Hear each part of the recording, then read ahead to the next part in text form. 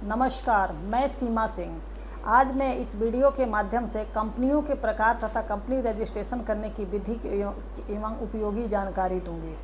कंपनियों के प्रकार, कंपनियों के उसके निगमन की विधि, सदस्यों की देयता और सदस्यों की संख्या के आधार पर विभिन्न प्रकारों को में वर्गीकृत किया जा सकता है, जिनका विवरण निम्नलिखित है। रॉयल चार्टर्ड कंपनियां, वैधानिक कंपनियां, पंजीकृत या निगमित कंपनियां, शेयरों द्वारा कंपनी लिमिटेड, गारंटी द्वारा कंपनी लिमिटेड, असीमित कंपनियां, सार्वजनिक कंपनी या पब्लिक लिमिटेड कंपनी, निजी कंपनी या प्राइवेट लिमिटेड कंपनी, एक व्यक्ति कंपनी। क्लासिफिकेशन इन कंपनीज। विभिन्न प्रकार के कंपनियों का वर्गीकरण। फर्स्ट, निगमन के तरीके के आधार पर कंपनियों को 3 प्रकारों के आधार पर वर्गीकृत किया जा सकता है, चाहे वो किसी अधिनियम विशेष आदेश द्वारा बनाई गई हो या सामान्य कंपनी की तरह पंजीकृत हो। पहला, रॉयल चार्टर्ड कंपनियां। Royal chartered company royal charter द्वारा बनाई गई कंपनियां हैं, जिन्हें राजा या रानी के विशेष आदेश से सत्ता या अधिकार प्राप्त है, जैसे east India company, BBC, bank of England इत्यादि। वैधानिक कंपनियां, सांविधिक कंपनियां केंद्रीय या राज्य विधायिका द्वारा पारित एक विशेष अधिनियम के माध्यम से निगमित कंपनियां हैं, जो ज़्यादातर अनिवार्य शक्तियों के साथ निवेश किए जाते हैं और राष्ट्रीय महत्व के कुछ विशेष व्यवसाय के लिए जिम्मेदार होता है, जैसे भारतीय रिजर्व बैंक RBI अधिनियम 1934 के तहत, भारतीय जीवन बीमा निगम LIC अधिनियम 1956 के तहत गठित है। पंजीकृत या निगमित कंपनियां, सरकार द्वारा पारित कंपनी अधिनियम के तहत निगमित सभी अन्य कंपनियां इसी के अंतर्गत आती है। अधिनियम के तहत खुद को पंजीकृत करने के बाद ही ये कंपनियां अस्तित्व में आती है और निगमन के प्रमाण पत्र कंपनियों के रजिस्ट्रार द्वारा पारित किया जाता है, जैसे गूगल इंडिया प्राइवेट लिमिटेड एक उदाहरण है। सदस्यों के संख्या के आधार पर कंपनियों के प्रकार। पब्लिक लिमिटेड कंपनी का कानूनी अस्तित्व उसके सदस्यों से अलग है और इसके सदस्यों की देयता भी सीमित है, अतः इसका अस्तित्व एवं शेयरधारकों की सेवानिवृत्ति या मृत्यु से प्रभावित नहीं है। इस कंपनी को बनाने के लिए न्यूनतम 7 सदस्यों की आवश्यकता होती है, लेकिन इस पर कोई अधिकतम सीमा नहीं है। कंपनी शेयरधारकों को अपने शेयरों के बिक्री से अपने पूंजी एकत्र करती है और कंपनी के शेयरधारकों को कंपनी के दिन प्रतिदिन के प्रबंधन में भाग लेने का अधिकार नहीं है। इस प्रकार स्वामित्व के प्रबंधन से अलग करना कंपनी का प्रमुख निर्णय निर्देशक मंडल द्वारा लिए जाते हैं। प्राइवेट लिमिटेड कंपनी की शुरुआत 2 से अधिक या 50 से कम सदस्य के द्वारा होती है और उनकी देयता कंपनी के प्रकार के आधार पर सीमित या असीमित है। यहाँ शेयरों का हस्तांतरण अपने सदस्यों तक ही सीमित है तथा आम जनता इसके शेयरों और डिवेंचर की सदस्यता नहीं ले सकती है। प्राइवेट लिमिटेड कंपनियों को कई नियमों और विनियमों से छूट दी गई है, जो सार्वजनिक लिमिटेड कंपनियों पर लागू होते हैं। यह एक अच्छा विकल्प है यदि आप स्टार्टअप के रूप में पंजीकृत होने के लिए इस कंपनी का चयन करें। एक व्यक्ति कंपनी को कंपनी के प्रकार के रूप में भारत में 2013 के कंपनी के अधिनियम में पेश किया गया है। यह एक एकल स्वामित्व के समान है, लेकिन मालिक पर सीमित देयता होगी और इस प्रकार उसकी व्यक्तिगत संपत्ति जोखिम में नहीं होगी। यदि घाटे की वसूली की जरूरत है या यदि कंपनी का परिसमापन किया जाता है। तीसरा, सदस्यत्व की देयता के आधार पर कंपनियों के प्रकार। कंपनी के सदस्यों के दायित्व के आधार पर इन 3 प्रकारों में वर्गीकृत किया जा सकता है। शेयरों द्वारा कंपनी लिमिटेड, शेयरधारकों के देयता उनके पास रखे गए शेयरों के अंकित मूल्य की सीमा तक सीमित है। ज़्यादातर प्राइवेट लिमिटेड कंपनियां इसी प्रकार की है। गारंटी द्वारा कंपनी लिमिटेड, इन कंपनियों में परिसमापन के मामले में शेयरधारक कंपनी की देनदारियों को कवर करने के लिए एक निश्चित राशि का भुगतान करने का वादा करते हैं। असीमित कंपनियां, अंशधारकों की देयता की कोई सीमा नहीं है। परिसमापन के मामले में उन्हें कंपनी की देनदारियों को कवर करने के लिए अपने व्यक्तिगत संपत्ति में से भुगतान करना पड़ सकता है। स्पष्ट कारणों से आज इस प्रकार की कंपनी काफ़ी असामान्य है। चौथा, कंपनियां नियंत्रण या होल्डिंग के आधार पर। नियंत्रण के संदर्भ में दो प्रकार की कंपनियां हैं, होल्डिंग और सहायक कंपनियां। कुछ मामलों में कंपनी की शेयर पूरी तरह से या आंशिक रूप से किसी अन्य कंपनी द्वारा आयोजित किए जा सकते हैं। यहाँ इन शेयरों के मालिक कंपनी होल्डिंग या मूल कंपनी बन जाती है। इसी तरह जिस कंपनी के शेयर मूल कंपनी के मालिक है उसकी सहायक कंपनी बन जाती है। होल्डिंग कंपनियां और निर्देशक मंडल की रचना तय करके अपनी सहायक कंपनियों पर नियंत्रण रखती है। इसके अलावा मूल कंपनियां भी अपने सहायक कंपनियों से 50% से अधिक शेयरों के मालिक हैं। बी, एसोसिएट कंपनियां। एसोसिएट कंपनियां वो है जिसमें अन्य कंपनियों का महत्वपूर्ण प्रभाव है। ये महत्वपूर्ण प्रभाव सहयोगी कंपनी के कम से कम 20% शेयरों के स्वामित्व से में है। अन्य कंपनी का नियंत्रण एक समझौते के तहत सहयोगी कंपनी के व्यावसायिक निर्णयों के संदर्भ में मौजूद हो सकती है। संयुक्त उद्यम समझौते के तहत एसोसिएट कंपनियां भी मौजूद हो सकती है। पूंजी। चौथा, पूंजी तक पहुंच के संदर्भ में कंपनियां। जब हम इस बात पर विचार करते हैं कि किसी कंपनी की पूंजी है तो कंपनियों के सूचीबद्ध या असूचीबद्ध किया जा सकता है। सूचीबद्ध कंपनियों के पास स्टॉक एक्सचेंजों में सूचीबद्ध उनकी प्रतिभूतियां हैं। इसका मतलब है कि लोग अपनी प्रतिभूतियों को स्वतंत्र रूप से खरीद सकते हैं। इसीलिए केवल सार्वजनिक कंपनियों को सूचीबद्ध किया जा सकता है, न कि निजी कंपनियों को। दूसरी ओर सूचीबद्ध कंपनियां स्टॉक एक्सचेंजों पर अपने प्रतिभूतियों को सूचीबद्ध नहीं करती है। दोनों सार्वजनिक साथ ही निजी कंपनियां इस श्रेणी में आ सकती है। पांचवा, अन्य प्रकार की कंपनियां।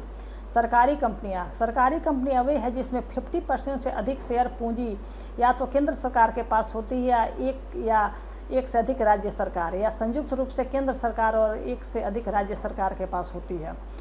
बी, विदेशी कंपनियों को भारत में से बाहर शामिल किया गया है। वे भारत में भी व्यवसाय के एक स्थान का उपयोग करके स्वयं या किसी अन्य कंपनी के साथ व्यापार करते हैं। धर्मार्थ कंपनियां। धारा 8। कुछ कंपनियों को अपने उद्देश्य के रूप में धर्मार्थ उद्देश्य है। इन कंपनियों को धारा 8 की कंपनियां कहा जाता है क्योंकि ये कंपनी अधिनियम 2013 की धारा 8 की तहत पंजीकृत है। धर्मार्थ कंपनियों में कला, विज्ञान, संस्कृति, धर्म, शिक्षा, खेल, व्यापार, वाणिज्य आदि को अपने उद्देश्य के रूप में बढ़ावा देना है। चूँकि वो मुनाफा नहीं कमाते हैं इसीलिए वे अपने सदस्यों को कोई लाभांश नहीं दे सकते हैं। डी, निष्क्रिय कंपनियां। ये कंपनियां आमतौर पर भविष्य के परियोजनाओं के लिए बनाई जाती है। उनके पास महत्वपूर्ण लेखा लेन देन नहीं है और नियमित कंपनियों का सभी अनुपालन को पूरा नहीं करना है। ई, निधि कंपनी अपने सदस्यों के बीच बचत और बचत के आदतों को बढ़ावा देने का कार्य करती है। यह सदस्यों की जमा प्राप्त करती है, उन्हें अपने स्वयं के लाभ के लिए उपयोग करता है। सार्वजनिक वित्तीय संस्थान। भारतीय जीवन बीमा निगम, यूनिट ट्रस्ट ऑफ इंडिया और अन्य ऐसी कंपनियों को सार्वजनिक वित्तीय संस्थान माना जाता है। वे अनिवार्य रूप से सरकारी कंपनियां हैं जो सार्वजनिक वित्त पोषण का कार्य करती है। कुछ प्रमुख कंपनी का विवरण। फर्स्ट, स्वामित्व। भारत में किसी कंपनी की शुरुआत करने के लिए यह सबसे सूटेबल कंपनी है जो अकेले व्यक्तिगत शुरुआत करने के लिए बहुत अच्छा है और इसमें कम कागजी कार्रवाई की आवश्यकता है। एकल स्वामित्व की विशेषताएं। असीमित देनदारी। एकल स्वामित्व के व्यवसायी की देनदारी असीमित होती है। हानि होने पर उसे अपनी निजी संपदा बेचकर उधारी चुकानी होती है। एक व्यक्ति का व्यवसाय पर नियंत्रण। एकल स्वामित्व में नियंत्रण स्वामी के हाथ में होता है, इसीलिए व्यवसाय से जुड़े सभी फैसले वह स्वयं लेता है। एक व्यक्ति की पूंजी। एकल स्वामित्व में एक ही व्यक्ति व्यापार में पूंजी लगाता है। वह अपने जमा किए हुए पैसों को व्यापार में लगाता है, दोस्तों रिश्तेदारों से भी पैसा लेता है, आवश्यकता पड़ने पर वो बैंक अथवा दूसरे संस्थानों से भी लोन लेता है। लाभ हानि में कोई भागीदार नहीं। एकल स्वामित्व के व्यवसाय में एक ही मालिक होता है, इसीलिए हानि लाभ उसे ही उठाना होता है, कोई और भागीदार नहीं होता है। व्यापार पर अकेले राज। एकल स्वामित्व वाले व्यवसाय में एक ही व्यक्ति मालिक होता है, व्यवसाय से जुड़े सभी कंपनियों में वह मालिक होता है। स्वामी के मृत्यु के बाद या उसकी इच्छा से व्यवसाय खत्म किया जा सकता है। स्थापना में सरल। एकल स्वामित्व वाले व्यवसाय को स्थापित करना आसान है क्योंकि इसमें एक ही व्यक्ति का मालिक होता है, इसीलिए कानूनी औपचारिकताएं भी कम हैं। एक से अधिक भागीदार वाले व्यवसाय को शुरू करने के लिए अधिक कानूनी औपचारिकताओं को पूर्ति करनी होती है। एकल स्वामित्व के लाभ। एकल स्वामित्व वाले व्यवसाय का यह लाभ होता है कि वह स्वरोजगार देता है, इसके साथ ही यह दूसरे लोगों को रोजगार देता है। आजकल हमारे देश में बेरोजगारी एक बड़ा मुद्दा है। ऐसे में सभी लोगों का एकल स्वामित्व वाला व्यवसाय शुरू करने का प्रयास करना चाहिए। यह देश में बेरोजगारी और गरीबी दूर करने में मदद करता है। घनिष्ठ व्यक्तिगत संबंध, इसमें व्यवसाय स्वामी के ग्राहकों और कर्मचारियों से घनिष्ठ संबंध बना रहता है, क्योंकि वो सीधे सभी के संपर्क में रहता है। ग्राहकों से सीधे संपर्क में रहने के कारण उसे उनकी पसंद नापसंद के बारे में सीधी जानकारी मिलती है, जिससे वह अपने सेवाओं और उत्पाद में सुधार लाता है। व्यापार की गोपनीयता को संजो कर रखना, एकल स्वामित्व वाले व्यवसाय में स्वामी की सभी योजनाएं बनाता है। वह अपने भविष्य की योजनाएं किस सेवा या प्रोडक्ट को लॉन्च करना है जैसी गुप्त जानकारियां छुपा कर रखता है। चूँकि एकल स्वामित्व वाले व्यवसाय में कोई और भागीदार नहीं होता है, इसीलिए गोपनीयता बनी रहती है। दूसरे कंपटीटर को उसकी जानकारी नहीं मिल पाती है। व्यापार पर उत्तम नियंत्रण रहता है।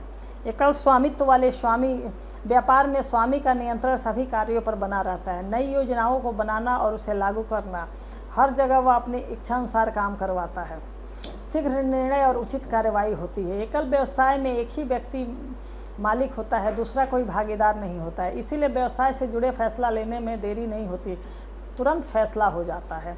आर्थिक लाभ के लिए प्रेरित करना, एकल स्वामित्व वाले व्यवसाय में हानि या लाभ दोनों ही स्वामी को उठाने पड़ते हैं। लाभ होने पर सारा लाभ उसे ही मिलता है, उसमें कोई विभाजन नहीं होता, इसीलिए स्वामी अधिक परिश्रम करता है जिससे उसे अधिक लाभ हो सके। वह अधिक लाभ पाने के लिए स्वतः प्रेरित हो जाता है। स्थापित करने तथा समाप्त करने में सरल होता है। एकल स्वामित्व वाले व्यवसाय को शुरू करने के लिए कम पूंजी लगती है। इसे शुरू करने के लिए कम कानूनी औपचारिकताएं होती है, इसीलिए इसे शुरू और समाप्त करना आसान है। स्वामी अपने इच्छानुसार कभी भी इससे व्यापार को बंद कर सकता है। एकल स्वामित्व की सीमाएं, प्रबंधन संबंधी विशेषज्ञता का अभाव। एकल स्वामित्व वाले व्यवसाय में एक ही व्यक्ति प्रबंधन का काम करता है, इसीलिए कुशल प्रबंधन का अभाव रहता है। किसी दूसरे व्यवसाय में जिसमें कई पार्टनर या भागीदार होते हैं, वहाँ प्रबंधन कुशल रहता है। प्रबंधन संबंधी विशेषज्ञता का अभाव, एकल स्वामित्व वाले व्यवसाय में एक ही व्यक्ति प्रबंधन का काम करता है, इसीलिए वह कुशल प्रबंधन का अभाव रहता है। दूसरे व्यवसाय में कई पार्टनर होते हैं, वहाँ प्रबंधन कुशल रहता है। सीमित आकार, एकल स्वामी वाले व्यवसाय में व्यवसाय एक सीमा तक ही रह पाता है, इसीलिए बहुत अधिक लाभ नहीं मिल पाता है। एक से अधिक शाखाएं खोलने या व्यवसाय का विस्तार करने पर एक स्वामी सभी कार्यों को ठीक प्रकार नहीं कर पाता है। निरंतरता का अभाव, चूँकि एकल स्वामित्व वाले व्यवसाय में एक ही व्यक्ति संचालित करता है, इसीलिए उसके स्वास्थ्य खराब होने पर या उसकी मृत्यु होने पर व्यवसाय बंद हो जाता है। सीमित पूंजी, एकल स्वामित्व वाले व्यवसाय में एक ही व्यक्ति पूंजी लगाता है, इसीलिए बहुत अधिक पूंजी निवेश करना संभव नहीं होता है। यह पूंजी आमतौर पर छोटी होती है और व्यापार के लिए पर्याप्त नहीं होती है। एकल स्वामित्व के रजिस्ट्रेशन कैसे करें? व्यवसाय का नाम चुनें जिस नाम का व्यवसाय शुरू होगा, जैसे XYZ स्नैक्स प्राइवेट लिमिटेड। दूसरा, व्यवसाय शुरू करने के लिए एक जगह का चुनाव कर लें। व्यवसाय के नाम से भुगतान पाने के लिए आपको बैंक में करंट अकाउंट खोलना होगा। इसके साथ ही आपको व्यवसाय के सबूत दिखाने होंगे, जिससे बैंक को पता चले कि आपका व्यवसाय सच में गतिमान है। आपको अपने व्यवसाय के लिए पैन कार्ड बनवाना होगा, साथ में एड्रेस प्रूफ भी देना होगा। बिजनेस एड्रेस प्रूफ के लिए आप अपने नाम से बिजली का बिल या रजिस्टर्ड रेंटल एग्रीमेंट भी दे सकते हैं। अपने उद्योग के रजिस्ट्रेशन के कागजात, licence, service tax registration, VAT, GST जैसे कागजात को देना होगा। CA द्वारा दिया गया प्रमाण पत्र भी आपको देना होगा। दूसरा, साझेदारी, पार्टनरशिप। कई भागीदार मिलकर इस तरह की कंपनी की शुरुआत कर सकते हैं और इसमें भी बहुत कम पेपर वर्क की ज़रूरत होती है। साझेदारी 2 या 2 से अधिक व्यक्तियों की वह संस्था है जिसमें वह अपनी स्वतंत्र इच्छा से किसी व्यापार को वैधानिक रूप से चलाने, अपना स्वामित्व रखने तथा उसमें होने वाले सामूहिक लाभ को प्राप्त करने के लिए निजी धन, संपत्ति, श्रम तथा कुशलता का सामूहिक प्रयोग करते हैं। जिस व्यापार के 2 या 2 से अधिक स्वामी होते हैं उसी और उनका आपस में निश्चित व्यापारिक समझौता होता है, उसको साझेदारी कहेंगे। समझौते की सफलता साझेदारी आपसी सहयोग और विश्वास पर निर्भर करती है। भारतीय साझेदारी अधिनियम 1932 अनुसूची 4 के अनुसार साझेदारी ऐसे व्यक्तियों का समूह है जो परस्पर किसी व्यवसाय के लाभ में भाग लेने हेतु संगठित ही तथा जिसका संचालन वे सब अथवा उनमें से